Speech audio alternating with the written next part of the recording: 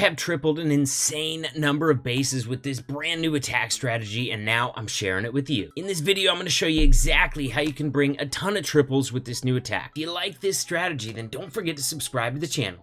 10 Yetis, 10 Super Wizards, a couple of loons for tanking in front of that Blimp right there, and then we're gonna try and start out with an invisibility bomb right here, dude. Invisibomb right next to the scatter shots, right next to the town hall, dude. I came all the way across the base with that, with only 2 loons, man. It was a big ask. It was a bit aggressive, but I was so pumped when I actually got that Blimp that far in there with just 2 loons to tank. Now, we've gotten the scatter shots taken out, but we're gonna have to go ahead and take this town hall down.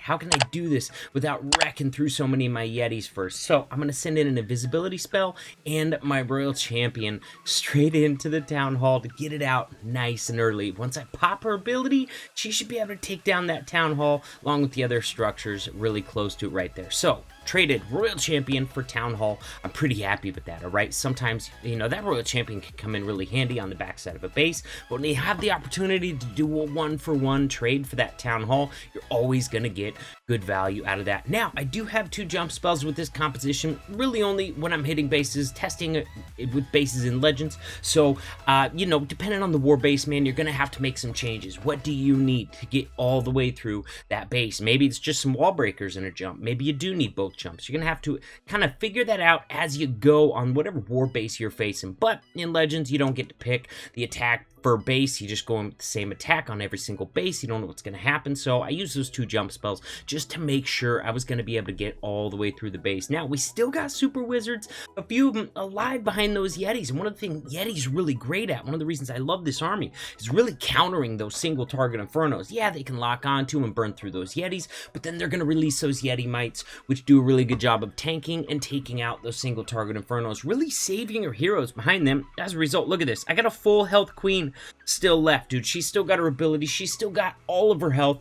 Guys, this one is just a matter of cleanup now. Let's go check out the next one. All right, guys, next base. I've actually got an opportunity to pick up both of those scatter shots with the same Invisibomb right here. So we're going to try and land that Blimp right between them. Sure enough, we get that Blimp exactly where we're looking to get it. One more change to get that left scatter shot down. Now we're trying to drop invisibility spells so they will cover the Super Wizards, but not the scatter shots. There we go, man. So we got both the scatter shots down. In fact, we got that whole end of the base down.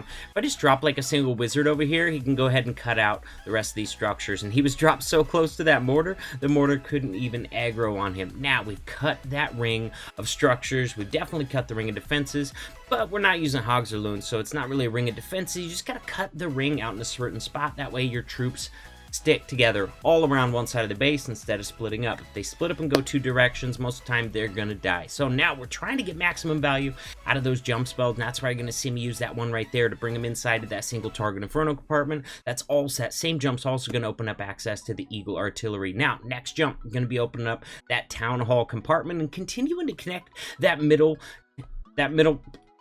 compartment there as well. That way, if the troops can hop over the wall as needed and continue moving in one direct force throughout the base. Now, went ahead and popped that Grand Warden ability. Troops were taking a lot of damage in there. Now we got Yetis, Yeti Mites, all trying to get this town hall taken out. Yeti damage to town halls was reduced quite a while ago and answered the kind of when they first came out and they were super strong. So Yeti Mites are not that great at taking out the town hall, but that's going to allow the queen to sneak up on them and get it taken out just fine. Look at this, guys. We still got a royal champion ability. We can pop that bad boy and get through that single target Inferno just in fine for yet another triple for the spam attack. Now here we've got a very wide base, so we're going to see if we can grab, first of all, some big time value with this Blimp by dropping it right between the scatter shot and that Eagle Artillery, but we're also trying to take out a big fat chunk of that base, man. That way we can start these troops on one side, have them stick together, and have some momentum moving throughout the base, you know what I mean? Could I put all 10 Yetis and Super Wizards all the way across this super wide base? Yeah, I probably could, but I wouldn't have very much momentum if I did that. So we're going to go ahead and start sending sending them around to this right-hand side. That way we can jump them through to this town hall, man. Gotta prioritize that town hall. Make sure that you got plenty of steam left by the time you get to it. That way it doesn't fry through your remaining troops, heroes. Here we go, man. Got that poison down on the hound, and we got our heroes moving around to the right. I didn't drop all my Yetis right there because they're just going to eat all the giant bombs along the way. I don't have any heals in this comp. I don't have any healers. So if you drop all your Yetis and they're just eating like the same giant bombs the whole way, moving around the base, trying to work towards their entry, they're not going to have a lot of collective health left by the time they get into the base. So we drop a few, tanking in front of the heroes, and then trickle in a few more after we've created that funnel. Of course, once you get into the core of the base, there's really nothing you can do about that. Rage them up, time that Grand Warden ability well, and hope for the best. But guys, these Yetis are amazing, man. This is... Alright, Yetis are a lot cooler, man, than like P.E.K.K.A.s and Golems. P.E.K.K.A.s and Golems are monsters, dude. Golems have a ton of HP. They're great at tanking. They break off into 3 Golemites. Excellent. Best troop in the game for tanking, no doubt. And P.E.K.K.A.s are monsters, man. They have a ton of HP. They do an insane amount of DPS, but the Yeti mites, man, are the real difference makers, so that even when your Yetis die, man, even when they get countered by that single target Inferno, those Yeti mites hop out and just start taking out extra defenses, tanking single target Infernos, and really just doing a ton of extra damage to a base. And that's why I love this attack for bases that either have all 3 single target Infernos or 2 out of 3 single target Inferno. All right, guys, here we go. This is going to be pretty aggressive. I'm going to try to get right between the town hall and those 2 single target Infernos. Looks like I made it into that compartment there. I'm just going to have to make sure I time those invisibility spells correctly to get that town hall taken out. Now, we have aggroed a giant bomb, so my super wizards are on their last little bit of health. No! Do they have anything left? No! They went down, man. The tornado trap, the giant bomb, and then being a little late on that invisibility spell caused that multi-mortar to come in and really just kind of finish them off. So I didn't get as much value as I wanted out of that blimp. That is safe to say, man. Not nearly as much value out of that blimp as I wanted. I was really hoping that town hall would go down. Now, notice these ones are dropped on the side here, man. A couple Yetis with 2 or 3 super wizards. That's to cut those outer buildings right there, pushing the rest of my Yetis and heroes into this base. So we picked a side where they should have pretty easy and early access to the town hall. That way I can use this rage and the Grand Warden ability to try and get this town hall taken out. But from the queen's compartment that she's in right now, she can't reach that town hall. So I'm going to need super wizards and or Yeti mites to get it down for me, because guess what? The queen's not going there, guys. Oh, the warden.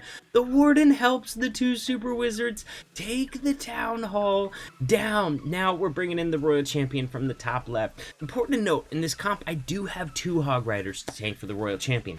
That doesn't sound like a lot, man, and I agree, it's not. But they do a really good job of staying in front of that royal champion in the beginning of an attack. So if you have to start your royal champion on like a single target Inferno, those hog riders are going to be invaluable for tanking that single, while the royal champion can A, deal with the skellies that are probably around it, and B, get that single taken out without having to pop her ability or get down to her last little shred of life. Now, this one's getting tight because we didn't get very much value from that blimp, so I got to pop that RC ability. That single's probably going to take out my RC before she can finish it off. Guys, this one has gotten insanely close because I did not get enough value with the blimp. It's going to be, oh my god, the Yeti mites go finish off the single. That's what I'm talking about, man. Those Yeti mites are pretty OP.